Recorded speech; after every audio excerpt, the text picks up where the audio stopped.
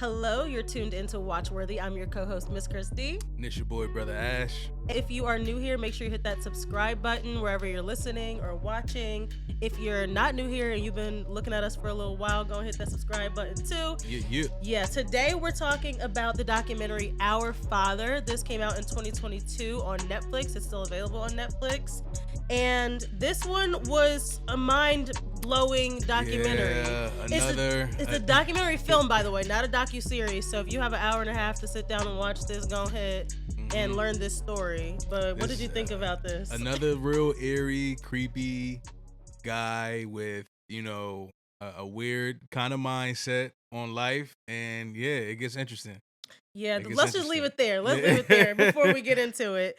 So I actually feel like I heard about this story maybe on another podcast or, I watch a lot of documentaries. So, maybe it was just always a story that it was in the back of my mind. Yeah. But the moral of the story is somebody gets a DNA test. The results are shocking. It spirals into this whole conspiracy. So while y'all watch this, we want to know, how has a DNA test affected your life? Have you ever done 23andMe, babe? Or No, but my mother did, and we discovered some new family members. Yeah, and it was a whole thing. So it happens a lot. You hear a lot of stories now about people, finding cousins, brothers, sisters, or realizing their parents aren't their real parents. But this was a different case. This was something totally different. I didn't expect this, and I never heard of this story before. Yeah, this was really quite shocking. For me, I have taken a 23andMe. I think the most shocking was that I didn't have any Native American in my blood the way I was always told. You know those commercials like, oh, I was always told I was Irish. Well, yeah. None of that popped up in my DNA test. So keep that in mind, and how you would feel in this situation, because like you said, DNA testing, it just started to pop up. People are gifting it to each other and stuff now. And it's just making our world turn upside down. So, Brother Ash, kick us off. Let's do it. So, let's get started. Dr. Donald Cline, all right, we're going to call him Dirty Don, was the best fertility doctor in Indianapolis area for like decades. So he was very reputable. A lot of women went to him around the 70s and the 80s. It was like a reproductive breakthrough at this point, because I honestly didn't even know that they had Me neither. like, different methods to, have fertility back then. Like, I didn't know that science was that old for real. So, So one woman named Debbie was one of his patients. Debbie was artificially inseminated by Dr. Cline in 1979 because her husband couldn't have kids. So, her husband was, what's the word? Sterile. Yeah. Right? So, and that's just sad, because people go through this every day, and so it's definitely a sensitive subject. Like people are groomed to like have a family and raise kids, so if you can't have any, you're desperate. And with the science being so groundbreaking at the time, this was something that, answered prayers for a lot of families. Yeah. So check this out.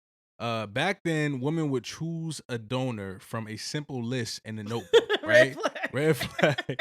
So this is going to be our first red flag. I guess that's the only technology they had back then. Yeah. But it just seems so archaic to choose from a book. Like, do you want blonde hair, blue eyes? Like, well, yeah. I mean, that's I guess the the best way you could do it back then. It was 79. It wasn't a lot of databases and stuff for stuff like this, because one, it was groundbreaking, but two, it was the 70s and the 80s. So yeah, so I feel like now it would just be like an app, like right, find sperm or something like find my donor app.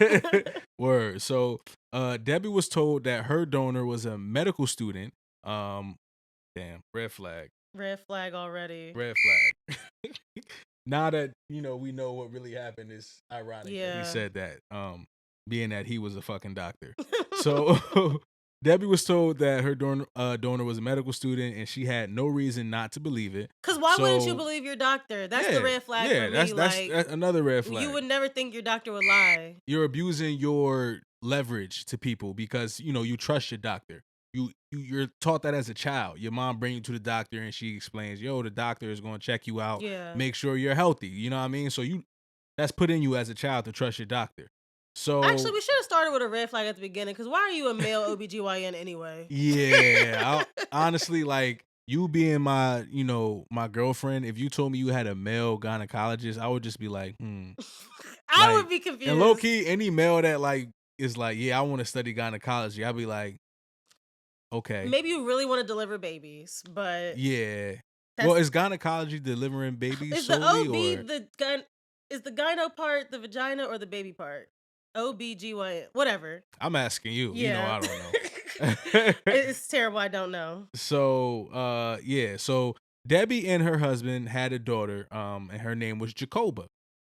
So Jacoba always felt different because she like, had blonde hair, and she didn't really look like her family. Yeah, she said So like they had olive skin and I had pale skin, and I was like, what? yeah, like typical blonde hair, blue eye, Yeah. type of white girl. So in 1999, there weren't any like DNA tests yet. So Jacob calls Dr. Cline to find Jacoba, out. babe. Oh, I'm sorry. I said Jacob.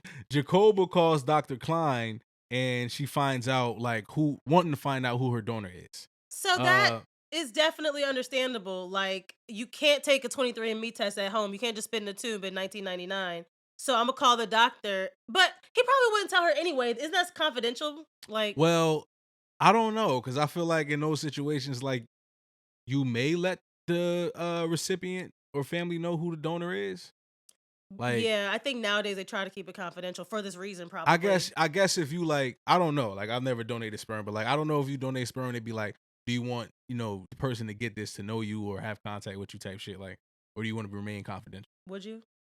I wouldn't donate sperm. I wouldn't donate sperm. Because you don't want a million kids out there? I just want to raise all my kids. You know what I Yeah. mean? Like I want to know where my kids are and be in their lives. I don't want to Yeah. donate sperm and just have seeds out here, people with my DNA, and I'm not in their life. You know what I mean? Yeah, I Like, feel you. but I also see the the good point of it. You helping families and whatever, and it's monetary beneficial. Yeah, They they pay definitely people to do pay a that. lot. Yeah. So, uh, however, Dr. Klein wasn't very empathetic to Jacoba and doesn't give her any answers at all. Red So, flag. Because at least if somebody called me like, hey, I want to find out who my real dad is, I would be like, oh, I'm sorry, I can't help you with that information. word. But she was just like, no, he was really matter of fact, like, get off my phone. Yeah. So years later, Jacoba found half siblings through ancestry, and they all discovered that Dr. Klein must have inseminated their mothers with his own sperm. Red flag. Red flag. So that's what we were hinting at, y'all, Yeah. that this doctor was inseminating women with his own sperm, not donors. It's ridiculous. Like once we got to that part of the It's so documentary, sick. I was like, oh yeah, I have heard this story. This is crazy. So this dude must have just been like going in the back room saying, "Oh, I'm gonna go get samples," beating his dick, coming back in, and still like you know how you are after you just masturbate. You don't just go back to regular. You were Yeah. just thinking about something or trying to be in a state of mind of arousal. You were just sexually aroused, Yeah. and now you're coming straight in from doing that and giving your ejaculation to your patient Because the sperm has to stay warm. They talk without about consent. that in the Without documentary. consent. Yeah. So, ethics aside, it's illegal because he broke the rule of using someone's sperm more than 3 times. Red fucking flag. Red flag. 'Cause I Like, didn't even know that was a rule. I could understand if you were like, oh, I'm gonna try to get away with this one time. Like, but more than 3 times means that it was just a habit. I can't even understand that. This is just crazy. Yeah, Like, and I shouldn't even try to play devil's advocate with that either. Cause so I ain't mean to cut you off, but yeah, it's just the result is like too many people in one geographic area could be your brother or sister. When these people was finding out, they like, oh man, I hope I didn't fuck around and date one of my half siblings. Cause you said this is Indianapolis, so Yeah, it's a big city. he was the go-to Right, he was the guy guy. for a very significant amount of time, like in one area. Yeah. So it's like different ages of patients. You feel me? Like, and he had a type though. That's what I will say. So it's not like it's like a diverse I bunch agree. when you see them. Like they all look the same, and for all of them to only be half siblings is really crazy because he must have really been particular with the type of woman, maybe. Yeah. That he inseminated. Or maybe he just has some strong genes. Maybe. But I think you're right. The women did seem to he had a type. So Jacoba filed a complaint with the state and federal attorney generals. Good for her. Yeah. So they wouldn't prosecute though because they didn't have Cline's DNA to prove that he was their dad. So that's our law yeah, system for your yeah. justice So system. that's a red flag right there. Yeah. Like, cause to me, you find this shit out, you go to law enforcement arrests you because it just feels like rape almost. So like, I feel like this dude should be processed But there's criminally. nothing they can do. This has to be criminal though, because if nothing else, it's malpractice, right? Exactly. I agree. I agree You know what I on mean? that Like, front. if your doctor tells you he's doing something a certain way, he doesn't do it that way, and knows that and doesn't tell you, how is that not malpractice? You're spot on, because if I like it or not, put that aside. Yeah. You put this in me without my knowledge. And that's very sensitive information. Yeah. It's not like he used a different type of tool or something. He Yeah. used his DNA. Like, that's wrong. very It's problematic. wrong. Yeah. So I don't know how that's not something that you can't, incriminate. So sibling number 14, Julie, saw Jacoba on TV and thought she looked a lot like her. And, she kind of knew it was true after If that. I saw somebody on TV, I'd be like, is that my cousin? Is that my sister? Yeah. So, and like around like February 2015, she actually started getting like attention from the press because this story started to get bigger. Yeah. Red flag. Red flag. Because every documentary we be talking about on here, y'all, it's always some journalist or some investigative reporter, some press person who pushes the story forward. Without them, this would have not went anywhere, basically. So, in a lot of cases, though, the mothers didn't use a donor, and they thought they used their husband's sperm the whole time. That red flag. So that's I'm also sorry, so many red flags, but that broke my heart. Yeah, because this is like now people are like, oh, the guy I thought was my dad, like my mom's husband. It's not like she just got a random donor. And how do you think this guy feels? I raised this woman until she's 40, and now I realize she's not my real daughter. That's my daughter, goddammit. I would want Dr. Cline's head. Yeah. Fuck him. He don't even deserve to be called a doctor. Right. Cline, Mr. Coach Cline, like from Dirty Motorboard. Once Cline got wind of the press snooping around, he agreed to meet with all of the kids Jacoba and Julie had found so far. So at that point, it was only like 14 of them. Yeah. Still, that's a lot. But at that meeting, Cline asked for their names, ages, and occupations, which is strange, right? Jacoba said in the documentary, it was almost like he was ranking us. I felt like we were being judged. So that part said to me, yeah, put a red flag, please. That part said to me, like, okay, you're a doctor who was like doing his own experiment. You wanted to see how each of your specimens would turn out. Exactly. That's so messed up. So the kids asked Cline about his family medical history, and he claimed that there was nothing to worry about. Interesting. However, each of the kids have some kind of health issue as adults, right? And it ain't just you get a runny nose every once in a while.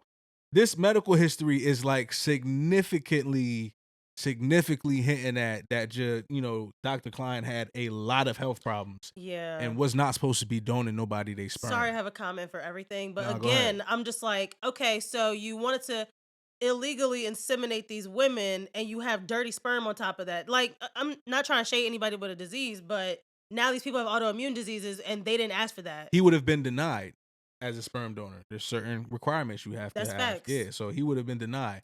So that's illegal. This has to be illegal. So does this count as rape? Ask me, I say yeah.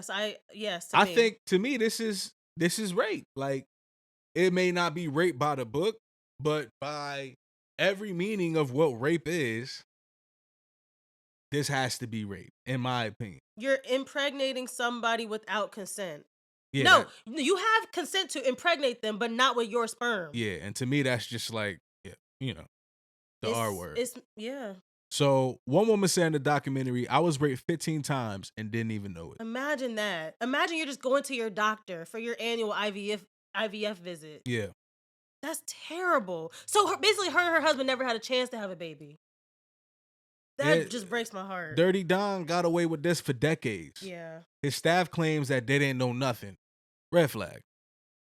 Somebody had to suspect something. I don't know. I want to play devil's advocate because I'm like, it's so wild. Why would you think your boss is over there jerking off and using his own sperm? You would never think that. I'm like, was he getting samples of like were donors actually sending in sperm? Right, now that you asked that, were there any real donors at all? That's what I'm saying, because if he was just doing all of this, then I'm like thinking to myself, like, it has to be some type of storage of all the fucking sperm. No. Is he just filling this store? I remember now. One of the people said, like, that's impossible because the husband came to every appointment with me and provided a sample. But he just must have threw it in the trash and used his own. Wow. You wasting people's time. Wow. Okay. So Cline was known in the community, you know, as an elder in a church, a doctor, a philanthropist, blah, blah, blah. This dude was sick. But, you know, he was like a stern father figure. So why would anybody suspect him of doing this? Because he put such an image out of being a family. He had his own family. That's what I wasn't clear on. If he did have a wife, but I don't know if they raised kids together. I'm sure they did. I think they did have kids, yeah. His peers mentioned in the documentary that he was arrogant, confident, bright, but also like a know-it-all. Ding, ding, ding, ding, ding. Yeah, red flag. That's what it is right there. It's always those motherfuckers that's like, I know something you don't know. Yeah. And because of that, you know, I can do certain things. Yeah, that other people can't do. It just grinds my gears because, like you said, nobody else has that opportunity to go around. Well, people do impregnate people and never talk about it again. But he had access to hundreds of women. Hundreds. And he created that access for himself. I believe he was private practice. Yeah, he was private practice. So it's kind of like this dude was making bank off of this shit for years. Right, and they were paying you for years. They were literally paying you. These be the worst people. The people that we cover in these documentaries that get people to pay them to traumatize them. Scammers. That's a scammer right there. Yeah, that's crazy. So the press wouldn't rest, and Cline called Jacoba. Remember, Jacoba's like Exhibit A, so that we know of so far, or at least the only child to put it together first. And so he decided, you know, he would call her to, I guess, talk her out of it or like talk her down, like quiet the press. But all he was worried about was his reputation and his 57 years of marriage. I don't want to ruin That's my what he marriage. kept saying. He kept saying that shit. Like, shut the fuck First up. of all, it's already out there now, boo-boo. And second of all, if I was that woman and I found this out, I would be disgusted and I would leave your ass. I don't care if you're already 80 years old. Get out of my life. Fuck your marriage, bro. Fuck your marriage. You ruined everybody's lives. You ruined these children's lives, these mothers' lives, these fathers' lives. You ruined it all. Yo, what a dick. Such a dick. So I'm glad that the documentary did feature a lot of real audio recordings of him. We didn't get to see a lot of current video or anything, but they had audio recordings because Jacoba said something just told me to record everything. Always, rule number 1, always get it in writing or on paper or audio, record that ish.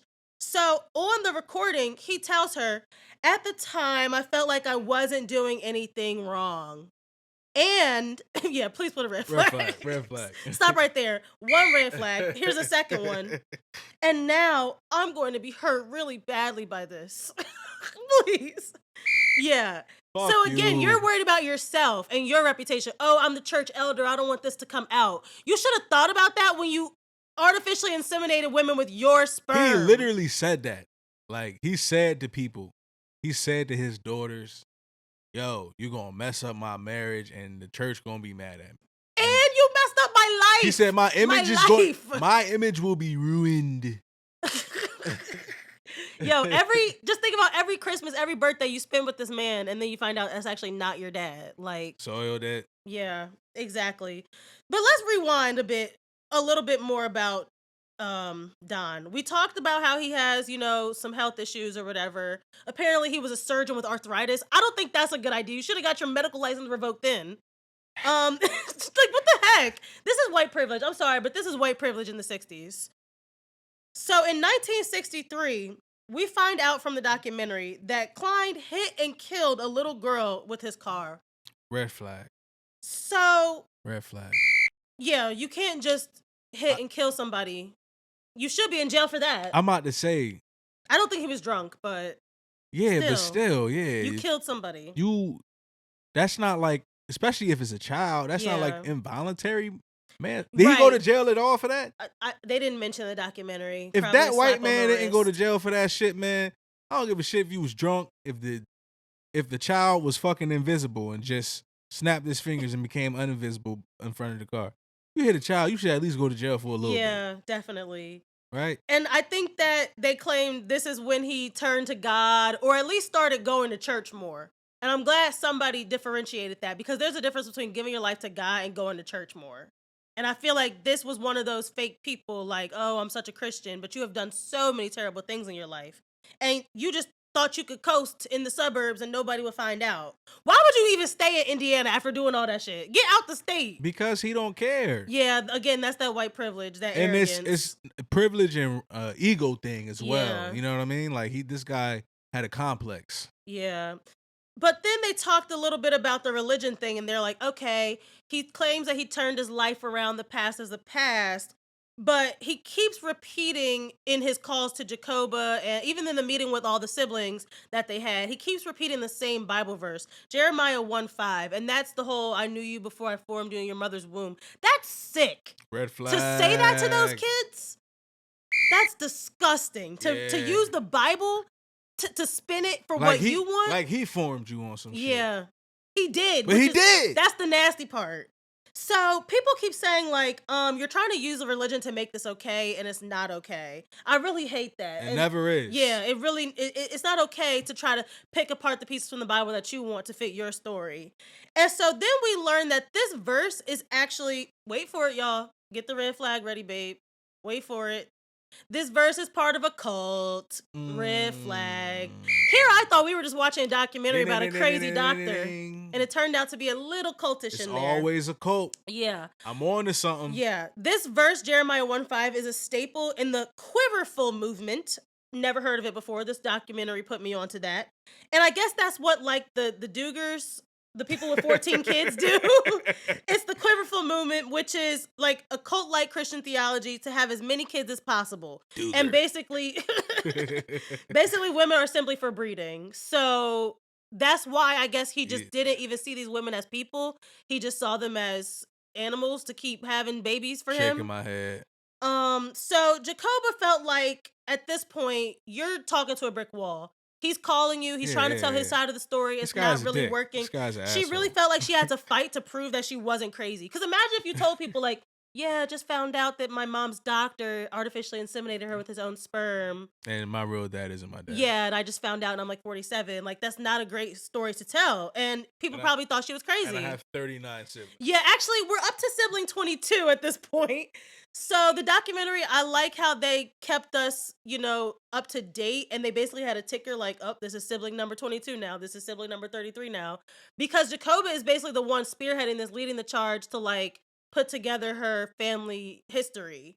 So this is why we need to go deep and not wide. I don't want to know who my 13th cousin on Ancestry. I want to know, do I got some secret siblings out there? That's what I want to know.